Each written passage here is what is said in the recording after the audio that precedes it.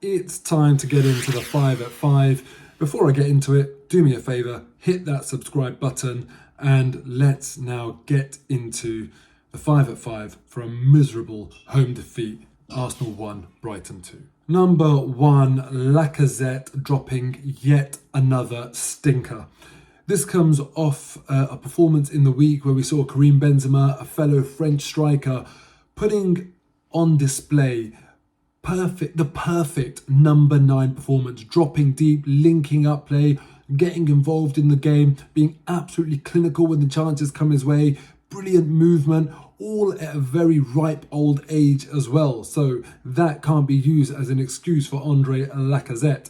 Now I'm going to give you a few numbers here for the game against Brighton. 0 goals, 0 assists, 1 key pass, 3 times he was dispossessed, 3 out of 6 ground duels he lost, 4 out of 5 aerial duels he lost, only 21 touches, 4 goals in the entire league season for him, 2 of which were penalties. The last time he scored a goal out of open play, I've got this written down somewhere, was 18 games ago.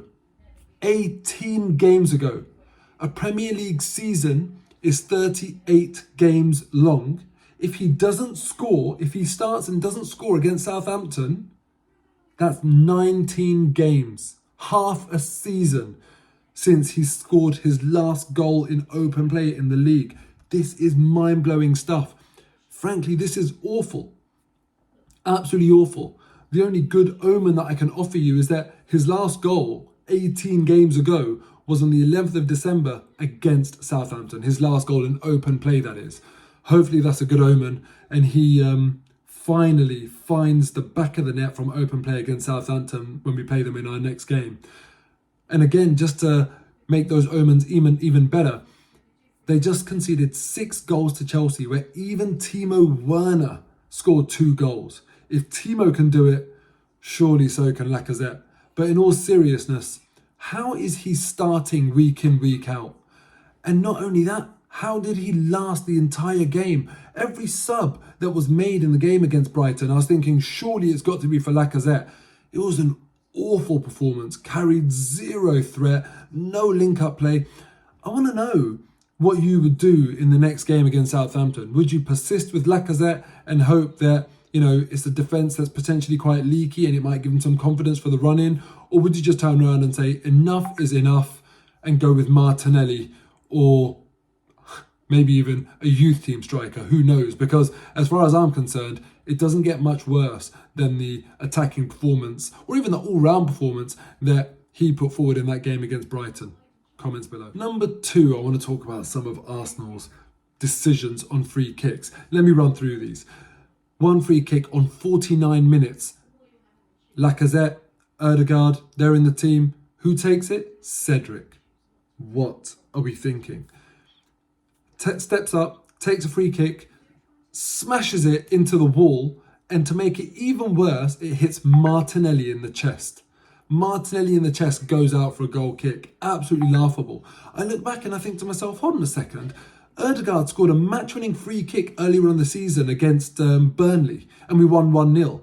He's obviously a good free kick taker. It doesn't take a rocket scientist to realise that probably the best free kick taker in our team. Why is Cedric taking it? How many free kicks has Cedric scored in his entire career? I would love to know the answer to that. If the answer is 0, a big fat nil, then what is going on in the decisions that we're taking at Arsenal Football Club with these sorts of things? Anyway, fine. That one was silly. Have we learned our lesson from that? Let's fast forward to the 72nd minute. Now Ødegaard standing over it, and thankfully he does take it. What does he do? He plays it to Martinelli, who's behind the wall in an offside position and is trying to run forward and past the wall to receive the ball on an onside position. What happens? He's immediately man-marked as soon as the ball comes to him. And not only that, had he even been able to do something with that, and let's say, for example, it worked perfectly and he scored, actually he was in an offside position anyway when he received the ball. Frankly, ridiculous and embarrassing, and we were 2-0 down at that point. What are we thinking? Just get a shot off on goal. Test their goalkeeper. Anyway, those two have gone. 88th minute. Have we learnt our lesson now? Thankfully, yes. We finally do learn our lesson from free kicks. Ødegaard shoots, comes really close to scoring, hits the bar, and Ketia on the follow-up hits the bar. You think, all right, fine. At least now we're being a little bit more direct and we've learnt our lesson, and it's nearly led to a goal. So then, 96th minute, we get a corner. Did we learn our lesson? I'll take that in the next point. Point 3, the thing that really, really got to me. This went mad. I was fasting. I don't know what words came out of my mouth. Yeah, it wasn't good. But anyway, 96th minute, last minute of injury time. We have a corner. What do? Do we learn from the silly free kicks that we took?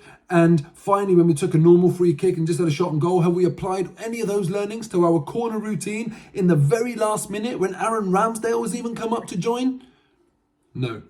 We play a short corner, do a 1-2, and our corner taker is flagged offside.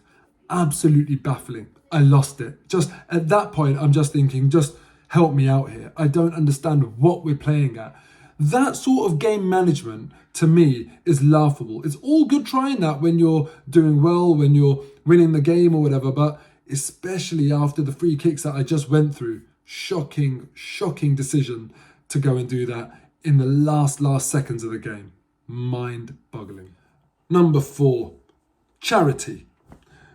I know it's a month of Ramadan and it's a charitable month. I'm fasting, and it seems like all of the Arsenal team were fasting and in the mood to dish out some charity yesterday, because look at Brighton's record in their last 7 games. 1 goal scored, 0 wins, 1 draw in their 7 games leading up to this game. From Arsenal's point of view, you look at that and you think, we've just been battered away from home to Palace. What do we want next? We want a home game. We want it against a team that's not got any European ambitions, not trying to survive relegation, a team that's on really bad form, struggling to score, struggling to win. You look at Brighton and you think, thank you for this cherry-picked, perfect game, this perfect opposition for us to turn around and say, let's deliver a response after that horror show against Crystal Palace. And somehow we gift them 2 goals, 3 points, really good football, quite an easy day actually in terms of keeping us at bay. We didn't really test them. The goal that we did score was a 35-yard effort that took a deflection that had to go in. We had Samuel Lokonga shooting from 30 yards out, coming close. That's what they limited us to. I mean, we were awful. And look at this team that we're playing. They've done nothing in 7 games. And yet, when they come to Arsenal, all of a sudden, they go and batter us. It reminds me of what happened earlier on in the season. You look at Everton. We went away to Everton. They hadn't won a game in ages. And even after us, they struggled. But when Arsenal come to town, it's all about charity. I'm getting really, really sick of it. We need to put this right instantly. Anyway, let's move on to point 5. Point 5, a massive match day in this Premier League season. For me, with Watford and Burnley losing, and with Leeds, Newcastle and Watford all winning, it's just cleared up who's getting relegated. It's pretty clear to me that the bottom 3 now are going to be the bottom 3 at the end of the season, barring a miracle. But listen, that's my prediction. And then on top of that, with Arsenal losing, Chelsea winning, Tottenham winning, I guess my question to you guys is, did this match day determine who's going to finish 4th? Or is there still hope for Arsenal? I want you guys to let me know in the comments below. Has it confirmed it for you, this match day? Has it confirmed it to you that Tottenham winning 4-0 away at Aston Villa, Arsenal losing 2-1 at home to Brighton, off the back of what happened last week? Has it just confirmed that Tottenham are going to finish top 4? Let me know in the comments below. Just do me a favour. In the comments below, just put the name of the team who you think is going to qualify in that Champions League spot in 4th place. And what I'll do later on, I'm going to go through that list. I'm going to see what you all say, what team you're putting there as your prediction. And I'm going to be looking at it like this, to be honest with you, hoping a few people still believe that it can be Arsenal. The only positive thing is that actually, do you know what? It is still in Arsenal's hands. If we win all of our games, we will finish 4th. But then obviously that's still the case for Tottenham. And right now they've got the easier run in and they're on much better form. Let me know in the comments below. Put the name of the team that you think is going to finish fourth. And I need some optimists out there to give me some hope. Anyway, that's all from me. I'll see you after Southampton. And fingers crossed we get back to winning ways. Take care.